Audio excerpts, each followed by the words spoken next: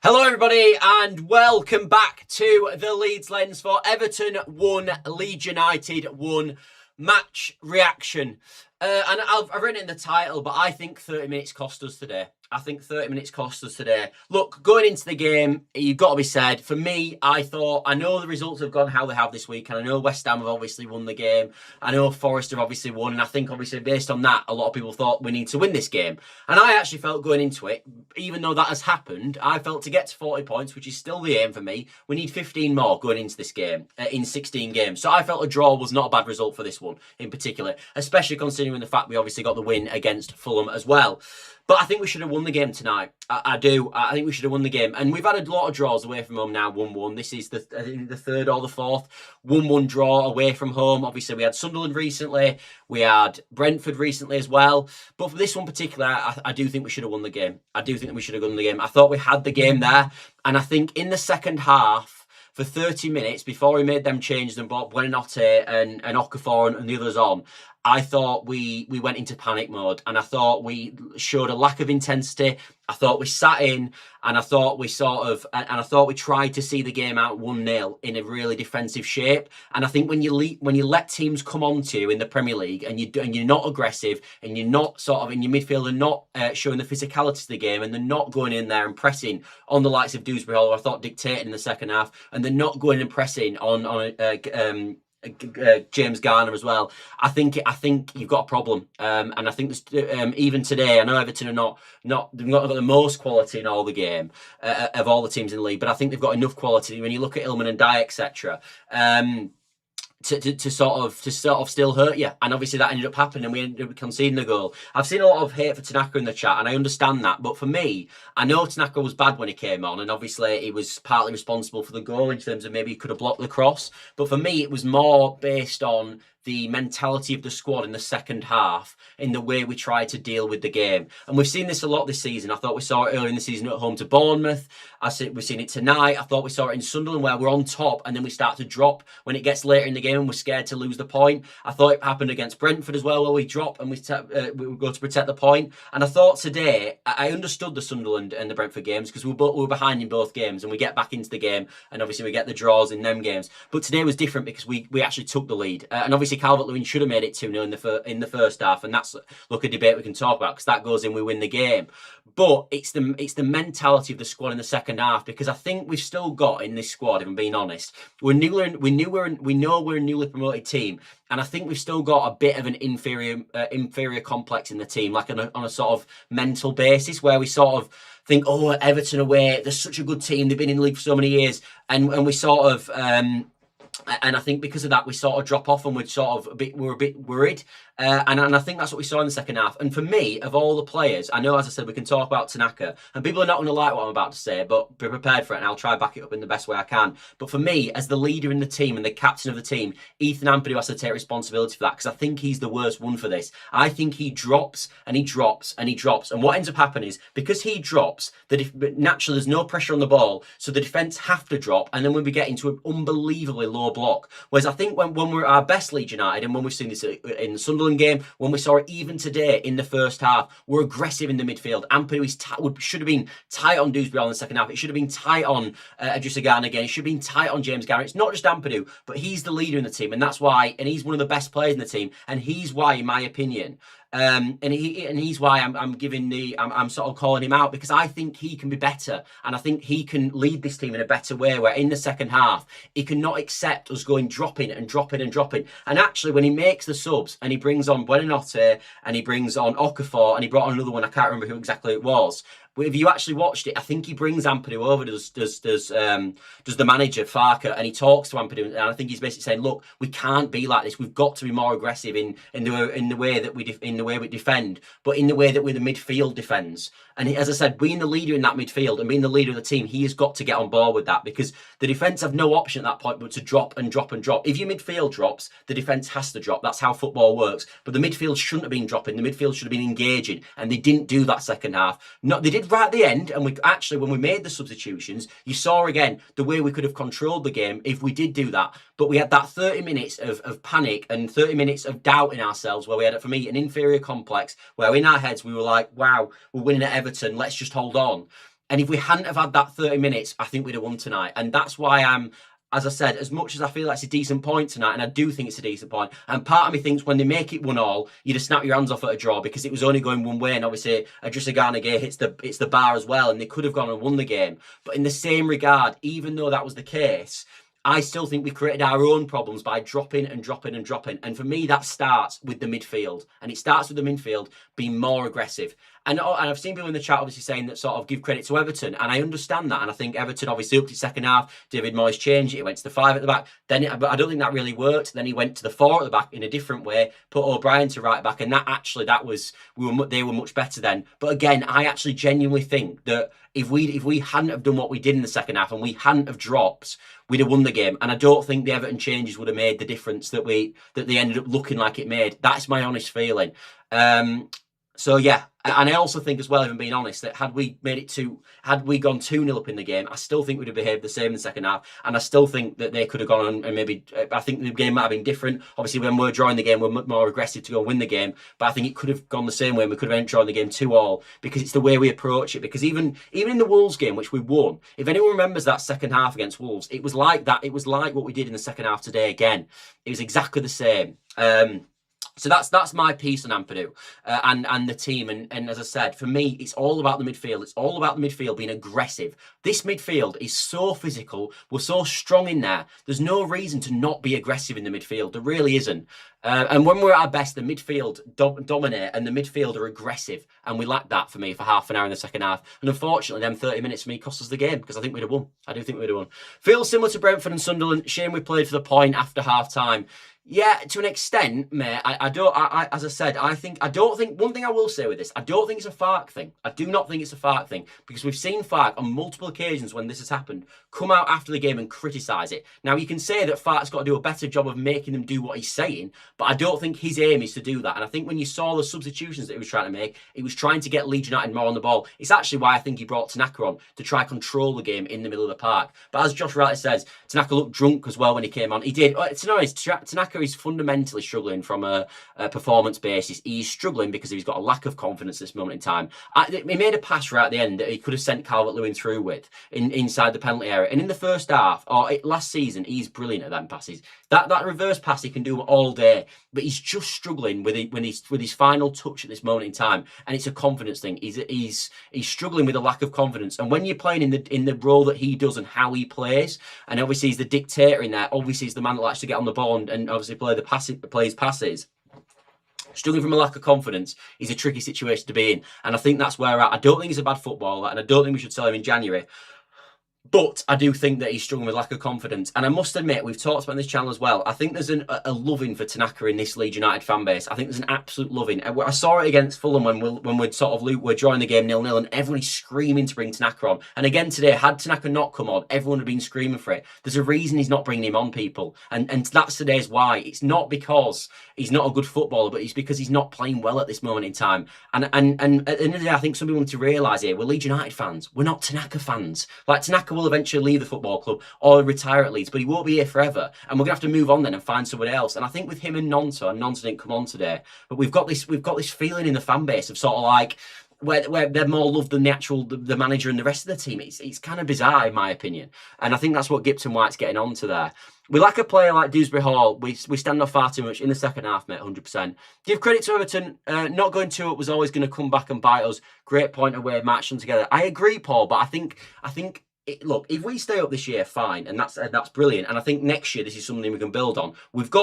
The thing is with the whole situation here, we're quite a good team, people, and I feel like I'm happy to say that now because we've played well for long enough. Like, we're unbeaten now, I think, in 12, and we're playing well, and we're a good team, which is why we don't need to do this in the second half. We're good enough to not have to do that. We actually have got a really good system at this moment. We've got players that can perform at this level and do a good job, and we don't need to go into this mode like we did in the second half. And that's why I feel frustrated, because I don't think we need to do it. And at the start of the season, I must admit, I thought we might have to do that because I didn't think we'd be good enough. But actually, even in the first half, but in so many games this season, even the away games, we've shown, especially since we've gone to this 5-back, we can compete at this level and we can be better than the team. We should have won that game today. We honestly should have done. But it's not a bad point, but we should have won the game. And I just hope that games like this that we've had in the past don't come to haunt us later in the season. Because if we do end up dropping and we do fall down and we don't quite get enough points, it will be 2 points dropped today that probably cost that, if I'm being honest. But that doesn't mean it wasn't a bad point, because we all said at the start of the game that points are decent results. So you've got to bear that in mind. But there is room for improvement on this performance, and it's only because I'm disappointed, because I know how good we can be. It's not like I don't want to slag the team off too much, because they're a good team and they're playing well, but I think there's just a bit of a sort of psychology basis where we're just a bit scared at times that we to go on and win the game, and sort of not. And in the second half, we just feel like we've got to drop, and we just don't have to do that. And for me, that's got to come down to the leaders in your team to demand that doesn't happen. And Ampadu would start bollocking people if they're not doing it, but he actually doesn't do that. And to be honest, he's the worst person for it. I mean, even the goal we conceded against Bournemouth, right at the end, we concede it because Ampadu drops. He drops far too deep, and he doesn't need to do it. And as I said, Ampadu's been brilliant for this season, so I don't want to make this all about like Ampadu. It's just I expect a high standard from him because he's a really good footballer and he's a brilliant captain. He's been brilliant for us, and I expect a good standard from him, and I think he expects a good standard for himself. Everton was terrible in the first half. They were always going to improve. Gruev was running treacle in the last 10 minutes he was on. We would have taken a point before the game. I agree. I don't think Gruev was awful. I don't think he's been better this season, but I don't think he was awful. I don't think as I said, I don't think it was almost a complete individual. I think it was just the way we approached that second half. And I don't think it was a manager thing, as I said, because we've seen the manager criticise this before. Miller Leeds fan says, game of 2 halves and not getting the second goal when we needed it. Failing to adapt to their chances and not getting the subs early enough cost us. Yeah, well, I think the subs could have made a difference, mate. I do think the subs could have made a difference. And we saw actually when he made that triple substitution late on in the game, brought Longstaff on, brought Buonanotte on, and brought Okafor on, actually, again, it changed. Ollie says, Eden, as much as he deserves his props in recent months, that was a terrible game management from Farke in the second half. I thought the goal was coming since half-time and the subs were about 20 minutes late. Well, he made the original sub, didn't he, Tanaka? It didn't quite work, and then he probably had to go again and make more subs. You are right. But again, I also think that the players have got to take responsibility as well on the pitch, Ollie, because they've got to not drop as much. But you are right. I mean, maybe if you'd have made them subs earlier, we'd have gone on and won the game. And Josh says, Ollie, that you're right. So, yeah, I see what you mean, mate. I do see what you mean, because, as I said, when Buonanotte, etc., came on the pitch, we did see a vast change. All Leeds that we says, in the grand scheme of things, 6 points clear, and like we've said, 17th is the aim. Exactly, mate. Exactly. And I think that's there's gonna be an over. I actually don't know what other content creators are gonna say, but I would imagine that some of them are gonna go over the top about this today, because obviously we know what's happened with Everton, we know what's happened with West Ham, we know what's happened with Forest, and we know what this Leeds United team have done to us in the past. But we can't look at past results with Leeds United. We've got to just focus on what they're doing at this moment. And the fact of the matter is, we are playing well. If we just adapt a few things, we can win them sort of games. We can. Day says, we deserve the win 100%. Farke bring on the subs with 7 minutes winds me up. David Moyes is a bitter old man. I must admit, there was a lot of moaning from the Everton fans about sort of the refereeing calls. I thought the referee was massively in their favour today. I thought we couldn't get a decision to save our lives, and I thought every time they hit the ground at any point, they just give a foul. And then we had, like, I remember one in the first half where Stat gets absolutely smashed, don't get a foul. In the second half, I remember Stewart getting smashed off Barry, and there was no foul either. Josh says Aronson was a bit annoying as well. His decision-making wasn't quite good enough tonight. I thought in the first half, for the record, that Aronson was outstanding. I thought Aronson was absolutely outstanding. We can talk a bit about the first half now, because that was a real positive for Leeds United today, and we were brilliant in the first half. I think the Hill Dickinson Stadium is a good atmosphere. We know Everton have got fantastic fans. We've seen it when they've stayed up in the past, and I would imagine on a Monday night that was booming tonight. And the way we silenced the crowd and we played our game is exactly why I criticised the second half in the way I did, because I thought we were brilliant in the first half. And one thing I thought in the first half as well was our fullbacks were fantastic in the first half, and I think this was I think in the first half, to be honest, Farke's tactics and our five at the back completely schooled David Moyes. I thought we had so much possession. I thought we could get out really easily because of our wing backs always being free. And if you actually see the goal, obviously it's Justin at the back post, and it's a wing back that scored. And that for me summed up that first half, because I thought our wing backs were terrific, but also had so much space, and there was so much space for overloads outside. We saw it all game. They were always free. And I thought that really helped us build out. And I also thought in the first half, Brendan Aronson was brilliant. I thought it was absolutely, he ran the game for me until about the 40th minute. I thought it was absolutely superb. Yes, his decision making can be a problem at times. And in the second half, his decision making suffered a lot. I thought he just holds on to it too long. It's kind of that simple. And actually, Morgan Rogers at Villa holds on to the ball far too long. But with Morgan Rogers, he's strong enough to the point where when he holds on it too long, he can bully people off the ball and he can keep hold of it. Unfortunately, Aronson holds on it too long and he's too weak to do that because then he just gets pushed off the ball. So he's got to either bulk up and get more like a Morgan Rogers frame, or he's got to release it quicker. It can't do both because all that happens is when people get tight to him, they push him off the ball and they're straight back on us. And we saw there's 3 or 4 occasions in that second half where he got pushed off on the ball. And when you're under it, you don't need that. That is the worst thing. I also thought he was absolutely blowing as well, and he probably should have come off earlier. Andy says, on a positive side, we got a point without Goodmanson. Also love that Okafor has taught Aronson his step-over tricks. Again, yeah, Okafor's an interesting one, isn't he? Okafor's an interesting one.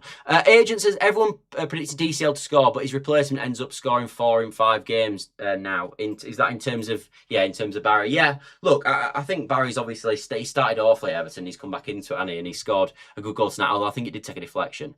Day says 3 subs with 10 minutes to go is mental. I like Farke, but he's never proactive, always reactive. Okafor could have done serious damage given more time.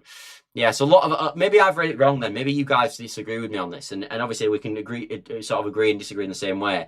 But I think maybe on my end, I think probably maybe Farke should have made the subs early, but I still think I don't think it was all on Farke tonight. I do think the mentality of the squad and the leaders on the pitch should have been better at ensuring that we kept up the same tempo in the second half and we didn't drop and we didn't do that second half. So that's kind of my thing on it. Longstaff should have come on instead of Tanaka. Yeah, I said it at the time. It's actually in my notes. That was a poor choice at the time. I thought it was. I thought with the way the game was going, you needed legs in there, and Tanaka didn't apply legs. The legs in our team would be Longstaff. Everton fans are so quiet too. Love hearing Leeds away fans. Well, our away fans are unbelievable, mate. And as I said, we silenced the crowd, to be honest, mate, in the way that we played. As I said, we deaded that game in the first half. We really did. We completely deaded it. Gipton White says, I also think Aronson ran himself in flat in the first half. He was superb first half, almost unplayable. I agree, Gipton White. I thought it was absolutely sensational. He just kept picking up them pockets in between sort of Idrissa Gana, who was their deep line midfield player, and the centre halves, and he was just causing all sorts of chaos. But we also saw mad overloads on the outside with Justin and Bogle. They were free all day, but that was a Moyes situation. Moyes made a huge error in the first half, and you saw that in the second half when he swapped back to that 5 at the back, and it obviously shored it up a bit, but they were just not creative enough. And then he went to a different approach with a 4 at the back, and he still had the sureness in the game, but then he also had a platform to build on in terms of he had more attacking players on the pitch. Dusky says, we never keep a lead. I know, mate, it's frustrating. Josh says, agree, it wasn't all on Farke. Heads dropped and we panicked as soon as we conceded. Yeah, Josh, for me, it wasn't as soon as we conceded, mate. I thought it was happening from basically from about the 50th minute from half time. It was that play from about the 45th minute to when they scored, and then about 5 minutes after until we made them subs. There were about half an hour to maybe 35 minutes where we just completely dropped off and we lost all intensity in our pressing, and we just basically panicked and dropped. And as I said, that is the story of the game. If we hadn't done that, I honestly think we'd have won that today. I genuinely do. Miller Leeds fan says, don't know if it was just me, but could see we needed to change things after 10 minutes in the second half. Yeah, I think a lot of people did, mate. But again, maybe go down, Dallas to go down, and we've got to. I know we don't like this way that everyone's doing, but sometimes the players got to go down and obviously get tactical advice onto the pitch. But we had to find a way of pushing that midfield out, and then obviously the defence can then push further up, and we can squeeze a bit more. But that we just didn't do that second half, and they just had far too much of the ball, just completely uncontested in the middle.